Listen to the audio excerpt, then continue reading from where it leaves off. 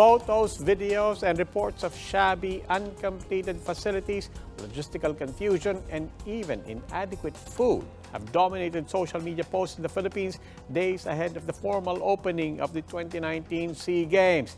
The criticisms have been coming from various Southeast Asian nationalities, and even as Philippine officials have been forced to apologize, more dismaying images and reports are still coming to light. At the airport, the Thailand National Olympic Committee had to wait for their escort for hours. Upon arriving at their hotel, they learned that it is fully booked, leaving them with another 3-hour wait to be transferred to new lodging. Worse, the Thai football players had to change uniforms inside their vehicle as shower rooms are still under construction. Yeah. Why are they upset? About it, it's like the organizing. We hope they have to much more improve. Yeah. In terms of what? Just like the transportation, about the accommodation, something like that. The ASEAN Football News reports that the Timor-Leste football team waited for more than 2 hours to be picked up at the airport. To make things worse, the players were then ferried to the wrong hotel. The Cambodian team had to wait nearly 12 hours before they could check in. Some players had to sleep on chairs, while some had to lie down on the floor because their rooms were not ready yet. They also canceled their training after arriving late to the hotel. The same transport problems also greeted the team from Myanmar.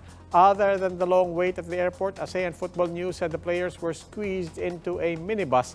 The Myanmar football team also had to cancel training plans because of lost time. Even Philippine delegates have come into the open to lament some woeful aspects to the SEA Games preparations. One coach said they were fed inadequately for breakfast, prompting them to buy their own food. What really happened? Ria Fernandez tells us more. From waiting for hours in the hotel lobby to just passing the time lying on top of chairs in a function room, members of the Philippine women's football team weren't spared from the blunders hounding the Southeast Asian Games. In a Facebook post by Haley Long, a member of the team, she recounted arriving at their hotel in Manila at 11:30 a.m., but their rooms aren't ready yet. She laments the treatment, especially coming from the host team, even putting a spin on the game slogan, "We wait as one." But it's not just about the wait. They also complained about their food and drinking water. The team was served with rice, kikiam, and egg for breakfast. Supposedly, this is international competition. It should be international cuisine. Pero I think baka yung budget na binibigyan ng Peace Corps is not enough to cover yung ganong klase ng food. The team bought their own food instead. Even athletes from other countries had similar experience too. There will be more the athlete from Vietnam will flying to Philippines. So I already request them to bring more foods. And I especially request for the police escort because just now I explained to your team, just now recently, we have to wait more than 1 hour.